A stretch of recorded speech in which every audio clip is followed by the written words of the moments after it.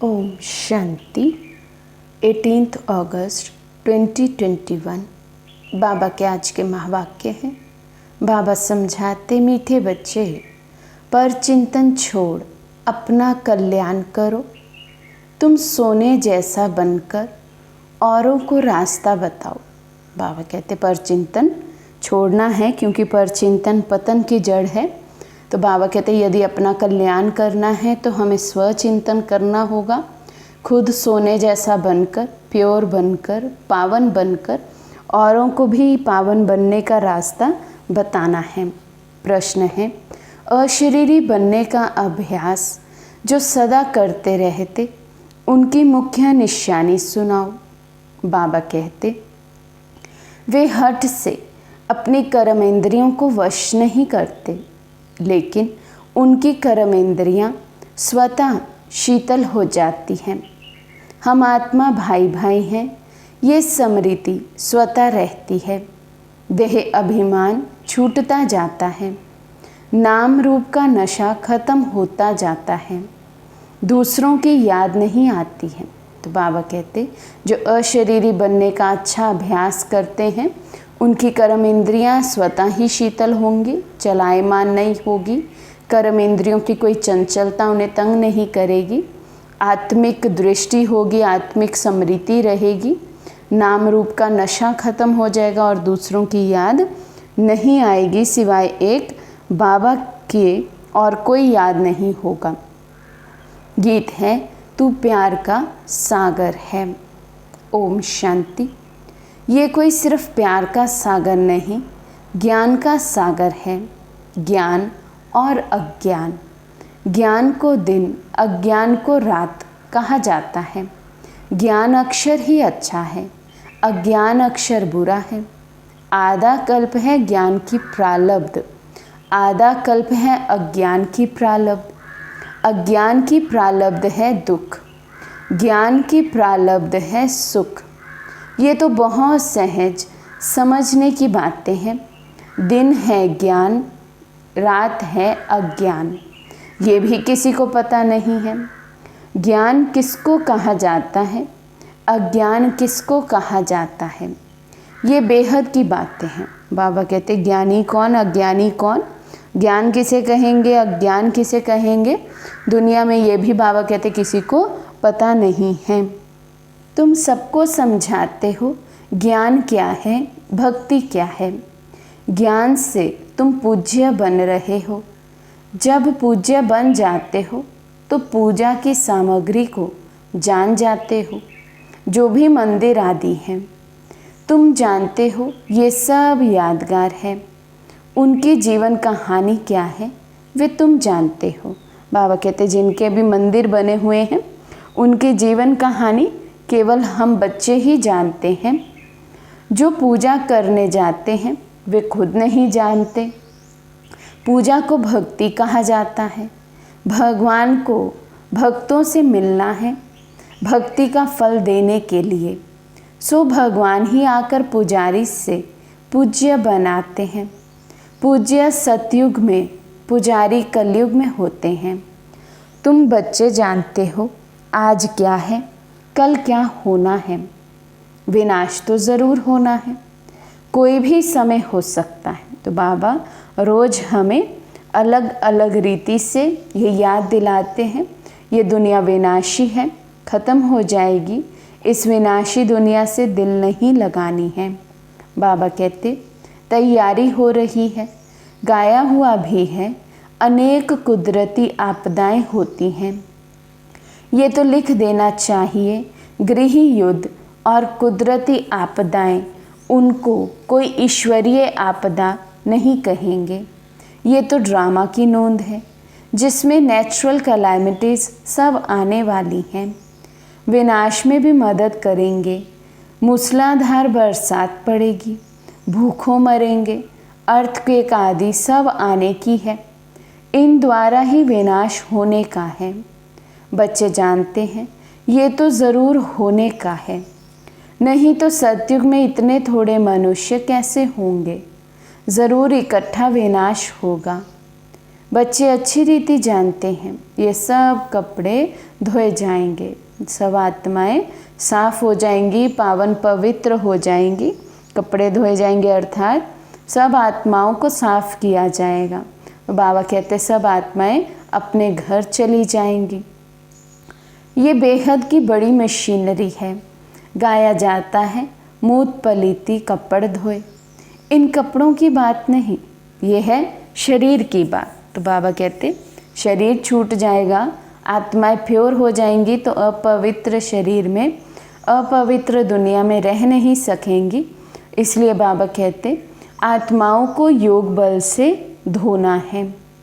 इस समय 5 तत्व तमो प्रधान है तो शरीर भी ऐसे बनते हैं। पतित पावन बाप आकर पावन बनाते हैं और सब खल्लास हो जाते हैं। तुम जानते हो पावन कैसे बनते हैं। रास्ता बहुत सहज बताते हैं।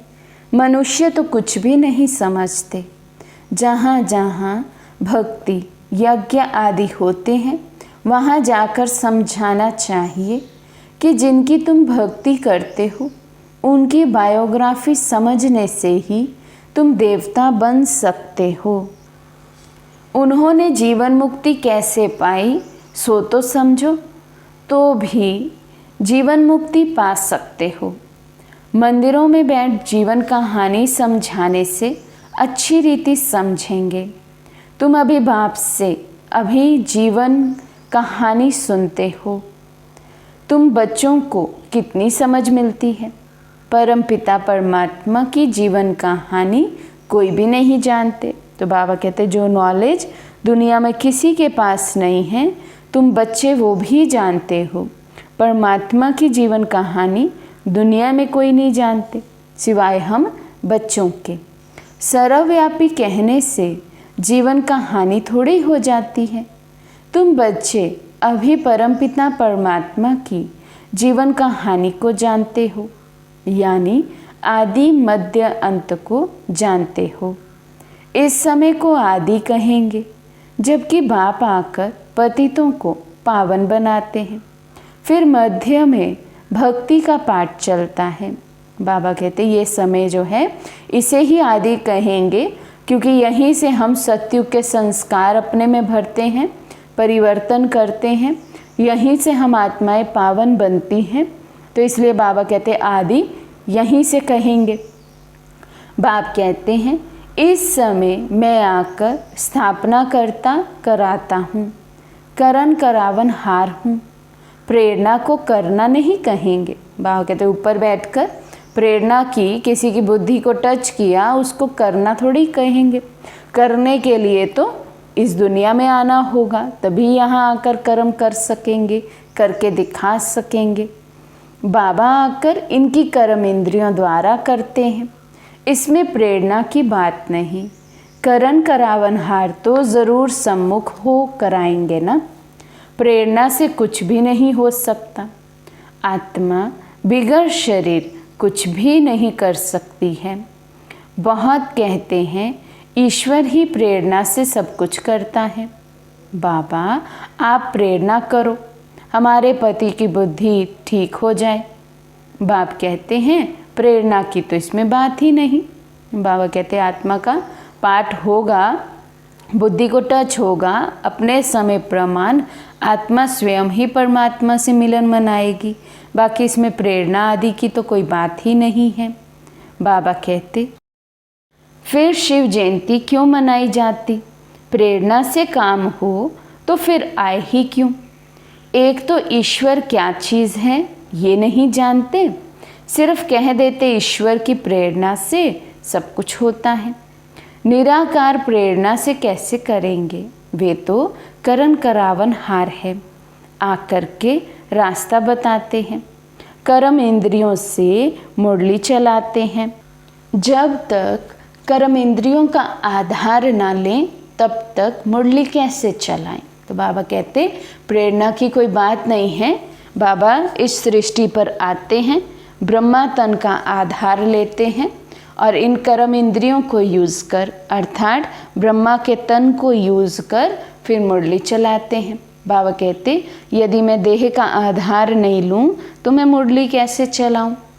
ज्ञान सागर है तो सुनाने के लिए मुख चाहिए ना। अब तुम बच्चों को सारी दुनिया के आदि मध्य अंत का पता पड़ा है, पूरी नॉलेज मिली है। समझते हैं ज्ञान बिगर गति नहीं। ज्ञान कौन दे? अज्ञान मार्ग और ज्ञान मार्ग में फ़र्क तो देखो है ना। तो बाबा कहते, देखो भक्ति में भी कहते कि ज्ञान के बिना गति नहीं या गुरु के बिना गति नहीं, लेकिन कौन सा गुरु और कौन सा ज्ञान जिसके बिना गति नहीं, बाबा कहते ये जानते ही नहीं है। तो अज्ञान मार्ग और ज्ञान मार्ग में बाबा कहते फ़र्क तो देखो कितना है। विज्ञान भी कहते हैं अज्ञान है अंधियारा, बाकी ज्ञान और विज्ञान को हम मुक्ति, जीवन मुक्ति भी कह सकते हैं। तुमको अब पावन बनने का ज्ञान मिलता है, तुम स्वदर्शन चक्रधारी बनते हो। कोई सुनेंगे तो वंडर खाएंगे, कहेंगे आत्मा ज्ञान लेती है तो आत्मा ज़रूर संस्कार ले जाएगी ना। मनुष्य से देवता बनते हो तो ज्ञान रहना चाहिए, परंतु बाप समझाते हैं ये पुरुषार्थ है प्रारब्ध के लिए। प्रारब्ध मिल गई फिर ज्ञान की क्या दरकार। सतयुग है ही तुम बच्चों के लिए प्रारब्ध। ये बातें सुनने से ही वंडर खाएंगे। ये ज्ञान परंपरा क्यों नहीं चलता? बाप कहते हैं ये प्राय लोप हो जाता है। तो बाप कहते दुनिया में जब आप किसी को समझाएंगे, सुनाएंगे तो वंडर खाएंगे और ऐसे ऐसे प्रश्न पूछेंगे कि जब एक बार आत्मा को ज्ञान हो गया तो फिर तो सदा ही याद रहना चाहिए, परंपरा से चलना चाहिए ये ज्ञान। बाबा कहते दिन हो गया फिर अज्ञान तो है नहीं, तो जो ज्ञान की दरकार रहे। ये भी समझने समझाने की बातें हैं, फर्ज से कोई समझ नहीं सकते। शिव बाबा भारत में ही आते हैं, बच्चों के लिए सौगात ले आते हैं, भक्ति का फल देने लिए। भक्ति के बाद है सद्गति, ये विनाश भी होगा ज़रूर। आसार खड़े हैं ना, बाबा कहते तुम भी देखते हो सब आसार खड़े हैं विनाश के, तो विनाश तो ज़रूर होगा। तुम सुनते रहेंगे चिंगारी लगती है तो 1-2 घंटे में सारा मकान जलकर भस्म हो जाता है। ये कोई नई बात नहीं है, विनाश तो होना ज़रूर है। सतयुग में होते ही हैं थोड़े मनुष्य श्रेष्ठाचारी, तो श्रेष्ठाचारी बनने में कितनी मेहनत लगती है। माया नाक से एकदम पकड़ लेती है, ऐसे गिरने वालों को चोट बहुत लगती है, टाइम लग जाता है। बड़े ते बड़ी चोट है काम विकार की, इसलिए कहा जाता है काम महाशत्रु है। यही पतित बनाते हैं। झगड़ा होता ही है विकार पर। विकार के लिए नहीं छोड़ेंगे तो ज़रूर कहेंगे इससे तो बर्तन साफ करे वो अच्छा है। झाड़ू पोछा लगाएंगी परंतु पवित्र रहेंगी, इसमें हिम्मत बहुत चाहिए। पवित्रता की धारणा के लिए बाबा कहते कुछ भी सहन करना पड़ जाए, चाहे जाकर कहीं झाड़ू पोछा बर्तन आदि ही क्यों ना करना पड़े। ये हुआ भी पहले पहले तो जब सबको ये पवित्रता की धारणा बताई गई तो सब जो पति थे माताओं के वो अगेंस्ट हुए, तो कईयों ने तो पत्नियों को घर से निकाल दिया। तो वो यही कहते थे कि हम बाहर जाकर झाड़ू पोछा बर्तन आदि करेंगे लेकिन पवित्र जीवन जिएंगे। तो बाबा कहते लेकिन इसमें बहुत हिम्मत चाहिए। जब कोई बाप की शरण में आते हैं तो फिर माया भी लड़ना शुरू करती है। जब ज्ञान में आते हैं, धारणाएं पक्की करने लगते हैं, तो बाबा कहते फिर माया भी लड़ना शुरू करती है। 5 विकारों की बीमारी और ही अधिक उथल खाती है। पहले तो पक्का निश्चय बुद्धि होना चाहिए। जीते जी मरे हुए हैं, यहाँ से लंगर उठा लिया है। कलयुगी विकारी किनारा तुमने छोड़ दिया है। अब हम यात्रा पर जा रहे हैं। हम अशरीरी हो अपने घर जाते हैं। आत्मा को ये ज्ञान है कि हम एक शरीर छोड़ दूसरे में जाएंगे। हम गृहस्थ व्यवहार में रहते कमल फूल समान पवित्र बन यात्रा पर रहते हैं। बुद्धि में याद रहे कि ये तो कब्रिस्तान है, फिर हम सुखधाम में जाएंगे। तो पुरानी दुनिया से वैराग्य दिलाने के लिए बाबा कितने कड़े शब्दों का यूज़ करते हैं। बाबा कहते हैं दुनिया को क्या समझो जैसे ये कब्रिस्तान है, यहाँ से दिल नहीं लगानी है, फिर हम जाएंगे सुखधाम। तो बाबा कहते सुखधाम से दिल लगी हो। हमको बाबा वर्षा देने की युक्ति बता रहे हैं। पावन बनने के लिए हम योग में रहते हैं। याद से ही विकर्म विनाश होंगे, तब आत्मा शरीर छोड़ेगी। यात्रा कितनी वंडरफुल है। सिर्फ बाप को याद करो, अपनी राजधानी को याद करो। इतनी सहज बात भी याद नहीं पड़ती है। अल्फ को याद करो बस, परंतु माया वे भी याद करने नहीं देती है, मेहनत लगती है। बाबा कहते हैं कितना सहज, अपने को आत्मा समझ, बस बाबा को याद करना है।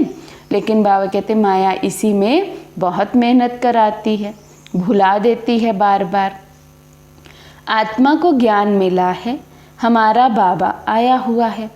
आत्मा पढ़ती है ना, आत्मा शरीर द्वारा जन्म लेती है। आत्मा भाई भाई है। देह अभिमान में आने से फिर अनेक संबंध हो जाते हैं। यहाँ तुम भाई बहन हो गए, आपस में भाई भाई भी हो, बहन भाई भी हो। प्रवृत्ति मार्ग है ना, दोनों को वर्षा चाहिए। आत्मा ही पुरुषार्थ करती है। अपने को आत्मा समझना यही मेहनत है। देह अभिमान रहे, शरीर ही नहीं तो विकार किससे करेंगे। हम आत्मा हैं, बाप के पास जाना है। शरीर का भान ही ना रहे।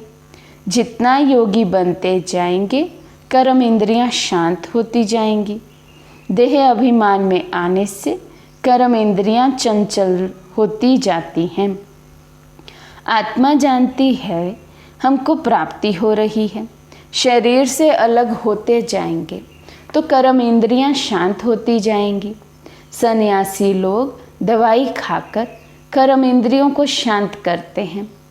वे तो हठ योग हो गया ना। तुमको तो योग से काम लेना है। क्या योग बल से तुम वश नहीं कर सकते हो? जितना आत्म अभिमानी होते जाएंगे तो कर्म इंद्रियां शांत होती जाएंगी। बड़ी मेहनत करनी पड़ती है। प्राप्ति तो बहुत ऊंच है ना।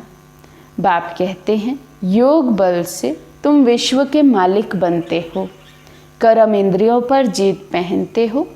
इसलिए भारत का योग नामी ग्रामी है। तुम मनुष्य से देवता, पति से पावन बनते हो। प्रजा भी स्वर्गवासी तो है ना। योग बल से तुम स्वर्गवासी बनते हो, बाहुबल से नहीं बन सकते हो। मेहनत कोई बहुत नहीं है। कुमारियों के लिए तो जैसे मेहनत ही नहीं है, फ्री है। विकार में गई तो बड़ी पंचायत हो जाती है। कुमारी रहना अच्छा है, नहीं तो फिर अधर कुमारी नाम पड़ जाता है। युगल भी क्यों बने? इसमें भी नाम रूप का नशा चढ़ता है। ये भी मूर्खता है। युगल बनने के बाद पवित्र रहने के लिए बड़ी अच्छी हिम्मत चाहिए। ज्ञान की पूरी प्रकाष्ठा चाहिए। बहुत है जो हिम्मत करते हैं, परंतु आग की आंच आ जाती है तो खेल खल्लास।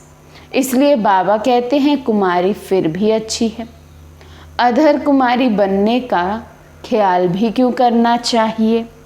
कुमारी का नाम बाला है, बाल ब्रह्मचारी है। बाल ब्रह्मचारी रहना अच्छा है, ताकत रहती है। बाबा कहते पवित्रता में ही ताकत है। दूसरे कोई की याद नहीं आएगी, बाकी हिम्मत है तो करके दिखाओ, परंतु मेहनत है। कुमारी जीवन अपनाना, बाबा कहते हिम्मत है तो ये करके दिखाओ और इसमें भी मेहनत है। बाबा कहते दो हो पढ़ते हैं ना। कुमारी है तो अकेली है, 2 से द्वैत आ जाता है। जहाँ तक हो सके कुमारी हो रहना अच्छा है। कुमारी सेवा पर निकल सकती है। बंधन में पड़ने से फिर बंधन वृद्धि को पाते हैं। ऐसा जाल बिछाना ही क्यों चाहिए जो बुद्धि फंस पड़े। ऐसे जाल में फंसना ठीक नहीं है। कुमारियों के लिए तो बहुत अच्छा है। कुमारियों ने नाम भी निकाला है। कन्हैया नाम गाया जाता है ना। कुमारी हो रहना बहुत बड़ा अच्छा है। इन्हों के लिए बहुत सहज है। स्टूडेंट लाइफ पवित्र लाइफ भी है। बुद्धि भी फ्रेश रहती है। कुमारों को भीष्म पितामह जैसा बनना है। कल्प पहले भी रहे हैं, तब तो देलवाड़ा मंदिर में यादगार बना हुआ है। अब बाप बच्चों को फरमान करते हैं, मुझे याद करो और सब बातों को छोड़ तुम अपना कल्याण करो। बाप को याद करने में ही कल्याण है। भूल चूक होती है, बच्चे गिर पड़ते हैं। तुम परचिंतन को छोड़ अपना कल्याण करो। कोई क्या कर रहा है, कोई ज्ञान मार्ग में चल रहा है या गिर पड़ा है, बाबा कहते ये भी परचिंतन है, इसे भी छोड़ हमें केवल अपने कल्याण का चिंतन करना है। दूसरे चिंतन में जाओ ही नहीं। तुम सोने जैसा बन जाओ, औरों को भी रास्ता बताओ। सतो प्रधान बनने का एक ही उपाय है। पावन बनने के बगैर मुक्ति धाम में जा नहीं सकते। उपाय एक ही है, फिर अंतमति सो गति हो जाएगी। झरमुई झगमुई छोड़ दो, नहीं तो अपना ही नुकसान करेंगे। तो बाबा कितना टेंशन खिंचवा रहे हैं, पर चिंतन नहीं करना है, झरमुई झगमुई की बातों में नहीं रहना है, उससे अपना ही नुकसान होता है। बाबा कहते सदा अपने कल्याण का चिंतन करना है कि मुझ आत्मा का कल्याण किस कर्म में है। बाप कोई श्राप नहीं देते हैं, श्रीमत पर नहीं चलते तो आपे ही अपने को श्रापित करते हैं। अच्छा, मीठे मीठे सिकी लदे बच्चों प्रति माता पिता बाप दादा का याद प्यार और गुड मॉर्निंग। रूहानी बाप की रूहानी बच्चों को नमस्ते। हम रूहानी बच्चों की रूहानी बाप दादा को दिल व जान शिकवा प्रेम से नमस्ते नमस्ते नमस्ते जी। धारणा के लिए मुख्य सार। फर्स्ट पॉइंट, निश्चय बुद्धि बन जीते जी इस पुरानी दुनिया से अपना लंगर उठा लेना है। बाप के हर फरमान को पालन कर अपना कल्याण करना है। सेकंड पॉइंट, दूसरों का चिंतन छोड़ अपनी बुद्धि को स्वच्छ सोने जैसा बनाना है। झरमुई झगमुई में अपना समय नष्ट नहीं करना है। योग बल से अपनी कर्मेंद्रियों को शांत शीतल बनाना है। आज का वरदान है, मेहमानपन की वृत्ति द्वारा प्रवृत्ति को श्रेष्ठ, स्टेज को ऊंचा बनाने वाले सदा उपराम भव। मेहमानपन की वृत्ति द्वारा प्रवृत्ति को श्रेष्ठ, स्टेज को ऊंचा बनाने वाले सदा उपराम भव। जो स्वयं को मेहमान समझकर चलते हैं वे अपने देह रूपी मकान से भी निर्मोही हो जाते हैं। मेहमान का अपना कुछ नहीं होता। कार्य में सब वस्तुएं लाएंगे लेकिन अपनेपन का भाव नहीं होगा। वे सब साधनों को अपनाते हुए भी जितना न्यारे उतना बाप के प्यारे रहते हैं। देह के संबंध और वैभवों से सहज उपराम हो जाते हैं। जितना मेहमानपन की वृत्ति रहती उतना प्रवृत्ति श्रेष्ठ और स्टेज ऊंची रहती है। स्लोगन, अपने स्वभाव को निर्मल बना दो तो हर कदम में सफलता समाई हुई है। अपने स्वभाव को निर्मल बना दो तो हर कदम में सफलता समाई हुई है। अच्छा, ओम शांति।